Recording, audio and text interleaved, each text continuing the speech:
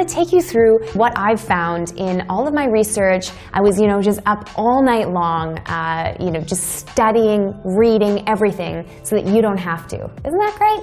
I talked also to all of our head designers here at AJ&Smart, got their opinions on what they think is going to be important basically in the coming year. So jumping into 2019 after watching this video, well, you'll have all the information you need, right?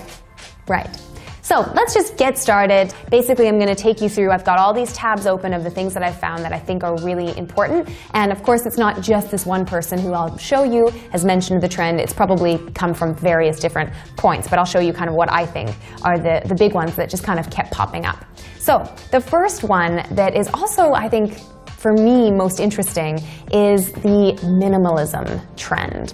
So this kind of actually crosses into a lot of different categories, but the basic idea, actually, I'll show you here on my page. I have this kind of blog. It's just all about minimalism in design, and they talk about minimalism actually is, which I think is important to define when you're actually telling someone it's the trend. So the Webster Dictionary defines it as a style or technique that is characterized by extreme sparseness or simplicity. So I think this is really interesting because a lot of times, in the past years, what has been like the most common kind of issue in product design or something that we've been trying to solve is engagement. We want to engage people. We want them to spend a long time on our apps. We want them to, their screen time to increase. And now we're really making a pretty conscious shift into basically the opposite. So people are talking a lot about, making sure that you're not actually engaging the user when you don't need to be. Making sure that when you're asking them for things or when they're moving through your product, you're not just like throwing unnecessary notifications at them or pop-ups and all these kind of annoying things.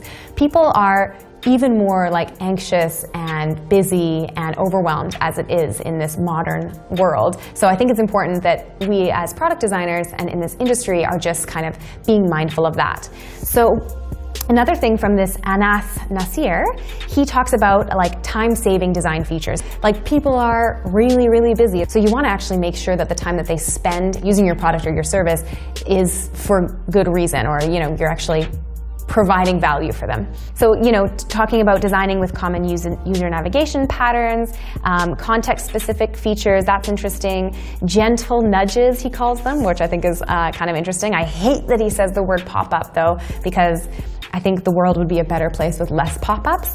But it's kind of interesting, he's just sort of talking about how we need to kind of keep the user in mind a little bit more going forward, and what are the common issues that they're facing in their lives, which are very often like anxiety and overwhelm.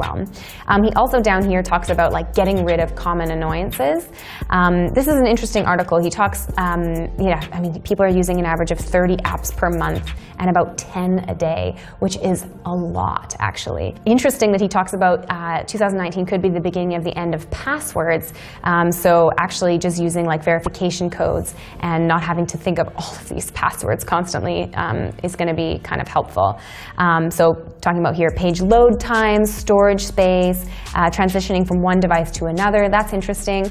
Making sure that it's a cohesive experience for the user. So I think that, I did talk about minimalism before, which I kind of got out of that talk there. But the point that I think is really important is that, Apple's talking a lot about it. I think Google as well, just about actually like reducing screen time. I'm getting pop-up messages on my phone all the time telling me how much screen time, whether it was more or less than last week.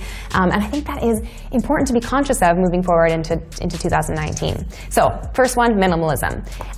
The second one is the Internet of Things. So more specifically in that realm is voice. I know that that's also like a common thing that everybody's talking about, but there's a huge rise in smart home devices, like things like Nest, things like Google Assistant, obviously like Siri as well. This photo is just, I can't look at this photo without thinking that it's like just a little bit, there's just something weird about it. I don't know, it's not a good photo. Let's just say that. So this person, Cadabra Studios, I would have put another photo in there if I were you. But super interesting. I mean, by 2030, 30% of searches will be done without a keyboard or screen. I think that's something really to be conscious of. So how can your product or service actually interact with these voice assistants? And how can you make that a streamlined process and actually delight your user with that? It's going to be really, really interesting.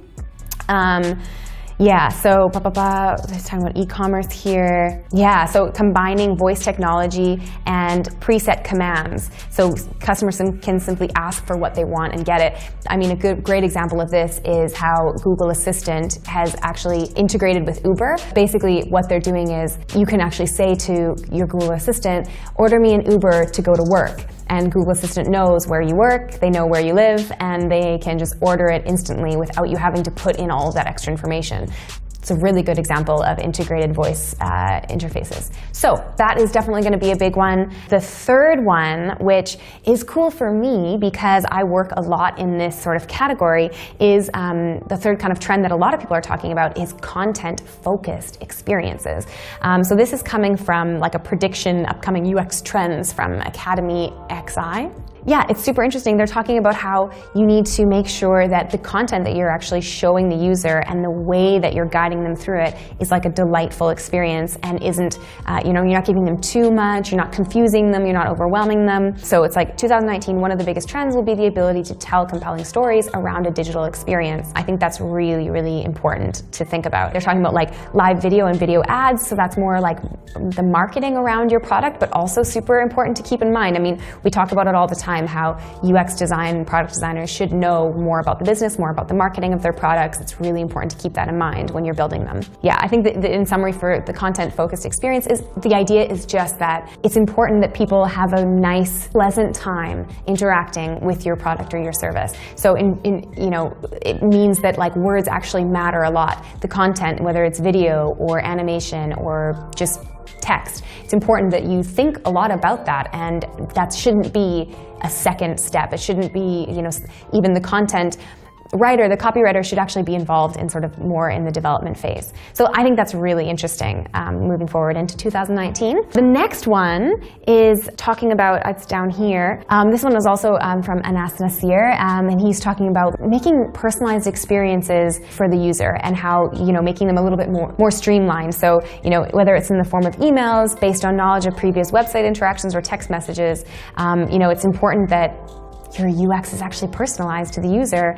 It's going to be pretty big in 2019. He's talking here about chatbots. I find that interesting because I kind of think chatbots are on the outs, but that's just me personally. So don't look too much into that. But I think the voice is on its way in, and I think chatbots are kind of a thing of the past. I know myself, I just hate interacting with a chatbot. I really find it super impersonal, which is interesting because Facebook, of course, they're popping up all the time. Do you want to see, like if I'm running ads or something on Facebook, it's always like, your ad performed like this. Do you want to see more information? And I guess it's interesting that they can, quickly do that in the form of a conversation. It does create a little bit of this personalized feeling, but I think that just in general, we could use a lot more of that. Let's see here. Yeah, okay, this is cool. So based on trends seen today, this means paying attention to things like transparency and security. Now, we live in Germany, which like security, data protection is really, really big. But I think it's really cool that this is going to kind of transcend into the rest of the world. I mean, it makes sense, right? Like with what's going on politically right now, people are really into transparency. They're really into, honesty, and they don't want their data used for, weird, creepy, secret stuff. So I think it's important to think about that, think about the political space, what's happening, and then actually seeing how that translates or figuring out how that translates into product design and, the things that you're building. Yeah, so that's kind of a really cool one, I think, that's quite interesting to think about. He also goes into talking about in more detail about that. So definitely, we'll have all the links for these articles down below so you can read them all yourself in depth if you so choose. Now, the next one that is kind of interesting is just more of an industry-focused trend, and we've talked a little bit about this in the past videos, and I think 2 videos ago, I think we talked about this, John did, just about how the way that we define UX as an industry and the way that the actual positions are called and what your actual job title and role will be is going to change a lot. So what's interesting right now, it's not really an article actually, it's more of a report, but it's a state of the UX in 2019. I think it looks really nice. I really like the way it looks. So we've seen quite a lot this year after curating and sharing 2,239 links with, these are the amount of people, I guess, who have read them, 260,000 designers. They've isolated these trends basically coming from that. So that's kind of interesting. This is a really cool one. I would suggest reading it. But one thing that I thought was really cool was this, like, everyone is a lead. So you're all excited, you're like, oh, I'm a design lead, blah, blah, and then you look around and you're like, oh, everybody is a design lead right now, which is, you know, a little sad, but interesting to know in the year, you know, coming up. So this, I think, is like pretty much sums it up quite well, this little animation here. Like, you're 2 months into your career and you're a lead designer, right, or senior UX. That's actually kind of interesting because John, our CEO, straight out of university, was the senior UX designer at like a really big German company.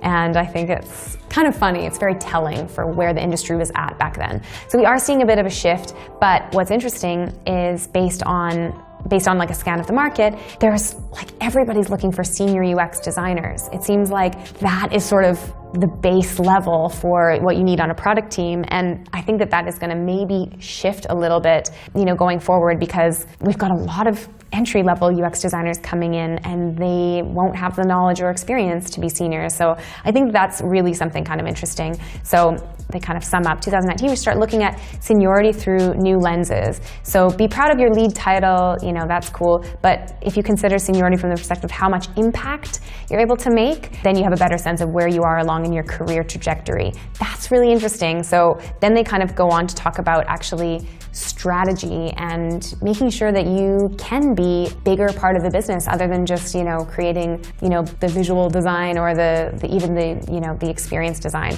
So that's kind of a cool article. That one I would definitely recommend reading. It's really insightful. Cool. Let's move on to the last thing, actually. So that was like 5 trends that we just talked about. The last thing, which I think is kind of interesting, and we were having some pretty heated debates here at AJ&Smart about this, is flat design versus material design. So there are some designers who are predicting that material design is going to kind of take over flat design. I would be really curious to know what you guys think about that. It's basically kind of a debate right now in our office. So yeah, I'd like to know what you guys think, and then we can kind of tell you what we think. Ooh. I'll show you mine if you show me yours. Was that too much? Maybe. Maybe it was too much.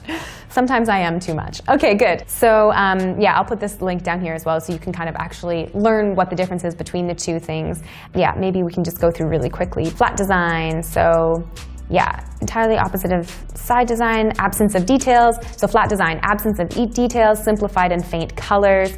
So think of super simple, streamlined. Material design, so they call it like semi-flat, that's funny, or flat design 2.0. It's a little bit more paper-esque. Yeah, so you can see here, so it's like things look like almost like a piece of paper, but still in a flat way, so it doesn't have that real look either. And people are thinking that that's actually going to be taking over a little bit more than flat design coming in 2019. So we'll see, it'll be interesting. Good. And the last thing that I want to talk about before I let you guys go is one of our design leads here at AJ&Smart, Tim Hoffer, wrote an article in 2016 that I think is just super relevant. He just was talking about like design trend reports and how it's kind of useless to read a bunch of reports and look into these kinds of things because you can never really tell. Like he says here, determining the trends of next year is like reading tea leaves. It's pretending to speculate about what might matter soon, but it's always based on what the authors already know about the now, which I think is just very insightful. Thank you, Tim. It's very true. I mean, there could be a new technology that just jumps up in the next few months, and that will just change everything. So we'll see. But I think that is really, yeah, just kind of interesting to remember. Like, I've just told you a bunch of things that I found across the internet. It might mean nothing. It might mean something. But I like to be informed. So I think it's important, you know, to just be informed about these things. So that was my first ever trend report coming from AJ&Smart. Brittni reporting from AJ&Smart on the trends for 2019. If you like this kind of video, definitely give it a like. If you would like to subscribe, that would be even better, I have to say. No, not even better. It would be just as good. So thanks so much for listening. I hope that you enjoyed this. I hope you learned something. I'd love to know what you think is trending, what you think in 2019 is going to be really cool and is going to, you know, take the design world by storm. So pop those down in the comments and we can start a little discussion. Yeah, thanks so much for listening. Have a great day. Bye, guys. My name is Brittni Bowering, and this is my Digital Trends Report. This is Brittni Bowering reporting. I think I actually, at one point in my life as a child, did want to be a reporter. That's cool. This is Brittni Bowering, and this is the Design Report.